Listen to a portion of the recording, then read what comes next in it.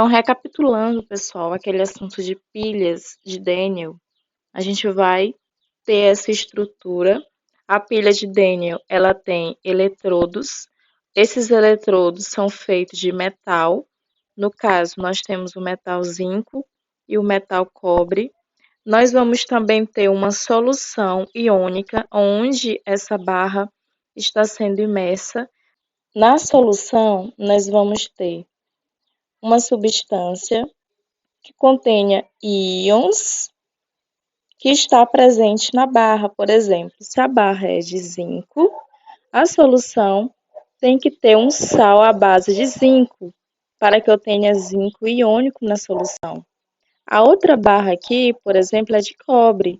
Esse cobre aqui, gente, é o cobre metálico, cobre zero. E na solução onde temos o cobre metálico, é necessário que tenha também uma solução à base de cobre. No caso aqui, é o sulfato de cobre, para que eu tenha cobre iônico. Nós também vamos ter a ponte salina, que é para a passagem de íons, para que eu não tenha um excesso de zinco iônico aqui, uma falta de cobre iônico aqui. Nós temos também o fio condutor, por onde os elétrons irão passar. Nesse caso aqui, a gente vê que os elétrons estão saindo do zinco em direção ao cobre. Aqui, pessoal, nós iremos analisar o que é realmente que acontece na pilha, como vocês já viram aí nos exercícios. Gente, o zinco, percebem que os elétrons estão saindo do zinco? Então, o que é que vai acontecer, né? De forma bem rápida. O zinco perde os elétrons. Quando o zinco metálico perde os elétrons, ele se oxida a zinco iônico, né? Então, o eletrodo de zinco sofre corrosão porque ele se oxida. Vocês perceberam, gente, que a barra aqui, ó, deixa eu voltar aqui. A barra estava inteira. A partir do momento em que o zinco perde elétrons e se transforma em zinco 2+, a barra vai sofrendo corrosão e ela vai perdendo massa. Então, por quê, gente? Porque o zinco ele vai se oxidando a zinco 2+, né? Então, o zinco metálico pula para dentro da solução em forma de zinco 2+, e a concentração de zinco vai aumentando. Por outro lado, o eletrodo de cobre recebe os elétrons, certo? E o que que acontece? Os cobres que estavam aqui na sua forma iônica recebem esses elétrons e se reduz a cobre metálico. Então, eles vão começar a se depositar na barra de cobre. O eletrodo de cobre tem a sua massa aumentada. Por quê? Porque os íons de cobre recebem os elétrons e se reduz a cobre zero. O eletrodo de zinco, que é de onde saem os elétrons, vai se chamar ânodo, e o cobre, que recebe os elétrons, vai ter o polo positivo, que se chama de cátodo. Gente, uma coisa importante é a forma como essas pilhas são representadas no papel. Bom, gente, a representação da pilha de Daniel, gente, ela vai ser dessa forma. Observa, pessoal, que o zinco, ele saiu de zinco 0 e foi para zinco 2+. O que isso está querendo dizer? Essa primeira representação está demonstrando que o zinco está oxidando. Esses dois tracinhos que ficam entre uma reação e outra está representando a ponte salina. E logo mais do outro lado, vocês perceberam que nós temos o cobre iônico formando o cobre metálico, que está representando a redução. Então, é assim que a gente caracteriza uma pilha sem ser na forma de desenho. Então, o zinco 0 está representando o metal que oxida, e ali o cobre iônico está representando a reação onde ocorre a redução. Dica importante: sempre o metal irá oxidar e sempre o íon vai reduzir. Vou fazer esse exemplo para vocês entenderem como é que funciona, como é que a gente interpreta essa pilha e adiciona ela no desenho, tá bom? E também, se vocês verem somente a reação, vocês vão saber o que está acontecendo. Eu coloquei aqui a representação de uma pilha de Daniel para a gente identificar qual dos eletrodos eu vou ter o cobalto e em qual deles eu vou ter o ouro. Aqui, gente, no desenho eu já trouxe uma informação importante. Nesse primeiro eletrodo, eu vou ter o ânodo, que é aquele polo em que sofre oxidação, e vai ser o polo negativo. Certo, gente? Pessoal, analisando essa reação aqui, o cobalto, ele saiu de cobalto 0 para cobalto 2+. O que foi que aconteceu com o cobalto, gente? O NOx dele aumentou, logo ele oxidou.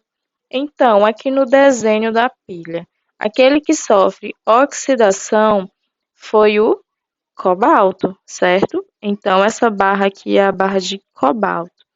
Consequentemente, como ele oxidou, ele vai se transformar em cobalto iônico. Então, aqui na solução, eu já tenho cobalto na forma iônica.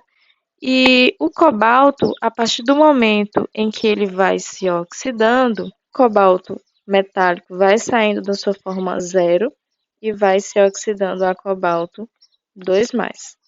Por outro lado, o ouro, ele estava na sua forma iônica e se transformou em ouro metálico, ou seja, o que aconteceu com ele, gente? O NOx estava de 3, foi para 0, o NOx diminuiu, logo o ouro reduziu, ou seja, é o ouro que está recebendo os elétrons. Então, a gente já sabe que essa barra aqui é a barra de ouro, que o símbolo é AU. Como nós sabemos que o cobre está perdendo seus elétrons, os elétrons estão vindo nessa direção aqui, ó. Quem é que vai receber esses elétrons, gente? A gente viu que foi o ouro iônico. Então, aqui na solução, a gente tinha muito ouro iônico. Quando esse ouro iônico percebeu a chegada do elétron, ele foi em direção a esse elétron e ele se reduziu de ouro iônico para ouro metálico. Então, ele começou a se depositar aqui na barra. Por outro lado, a barra de cobalto foi corroendo. Tudo bem, gente? Bom, então, eu fiz isso aqui para que vocês entendessem como que é a representação de uma pilha quando eles mostram dessa forma, tá? O cobalto se oxidou a cobalto 2+. Esses dois tracinhos aqui, gente, está representando a ponte salina.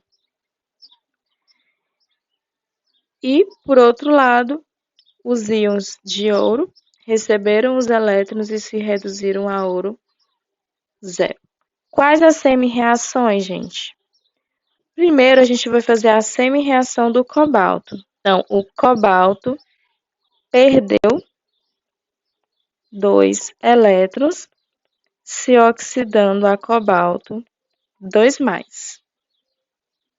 E o ouro estava na sua forma iônica, ele recebe 3 elétrons que foram chegando, ele pegou 3 elétrons e se reduziu a ouro metálico. E agora, gente, como é que nós fazemos a reação global? É só a gente pegar as duas semi-reações. Então, o cobalto perdeu 2 elétrons, formando o cobalto 2+, e o ouro 3+, recebe 3 elétrons se reduzindo a ouro zero. Gente, observa que não tem como eu anular os elétrons, porque eles têm que estar com a mesma quantidade. Então, o que é que eu faço para essa quantidade de elétrons ficar igual a essa quantidade de elétrons? Eu multiplico a equação de cima por 3 e eu multiplico a equação de baixo por 2. Se eu fizer isso, o que é que vai acontecer? Então, eu vou multiplicar todo mundo por 3. 3 vezes CO vai ficar 3CO. 3 vezes 2 fica 6 elétrons. E o 3 vezes o CO2+, fica 3CO2+. Agora, eu vou fazer a mesma coisa, só que agora eu vou multiplicar a semi-reação de baixo por 2. 2 vezes AU3+, fica 2AU3+. 2 vezes 3 elétrons, fica 6 elétrons. E o 2 vezes AU0, fica 2AU0. Pronto, gente. Agora eu posso anular os 2 elétrons e agora é só somar as duas semi-reações. Ficou 3CO mais 2AU3+, formando 3CO2+, mais 2AU0. Então, aqui a gente observa a mesma coisa que eu fiz. A equação de cima multiplica por 3, a equação de baixo multiplica por 2, corta os 2 elétrons, e aí a gente soma aquilo que sobrou, formando aí a reação global.